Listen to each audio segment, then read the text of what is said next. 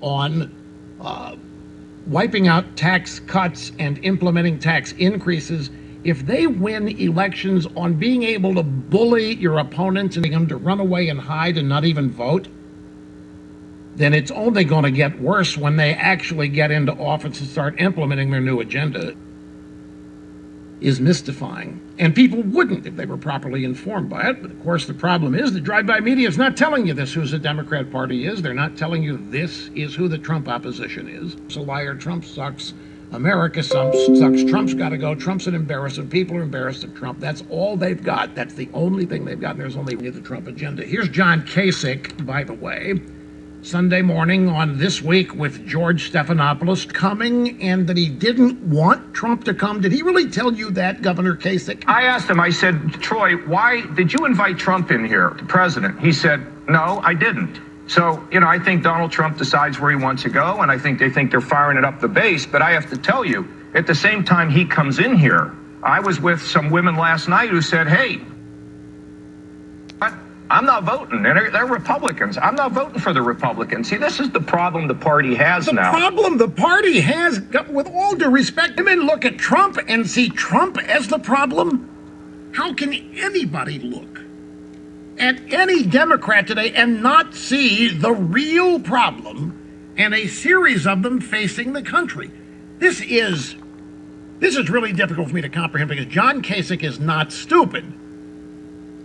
Okay, so he's telling us that Balderson didn't really want Trump to come in, but when Trump wants to go someplace, you can't stop. So see, Trump's a bully, and Trump is selfish, and Trump's only out for Trump. Trump came in, and he did a great stump speech for this guy, Troy Balderson. Now, here's Kasich. That's not the real. I was talking to some women last night. Women, and they hate Trump. Well, let's boil this down to something that is really totally irrelevant. So who believes the war on women is an effective ploy the Democrats use?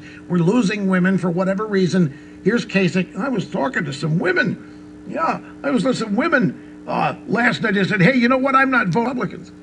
He sounded happy about it.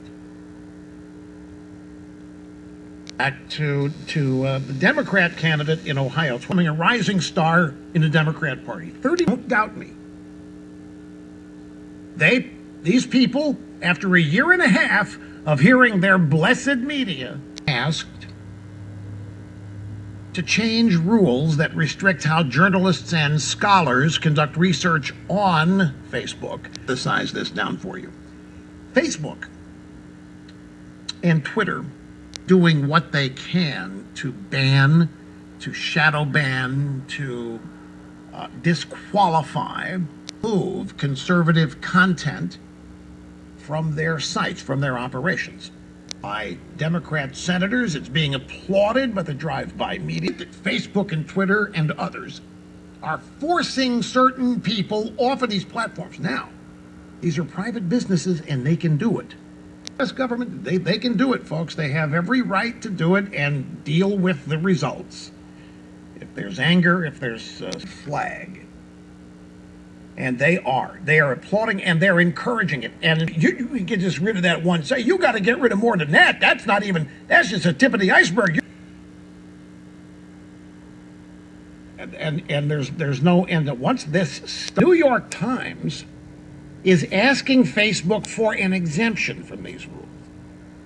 The New York Times is asking to be exempted from things that would disqualify them so that they can continue their scholarly research into fake news.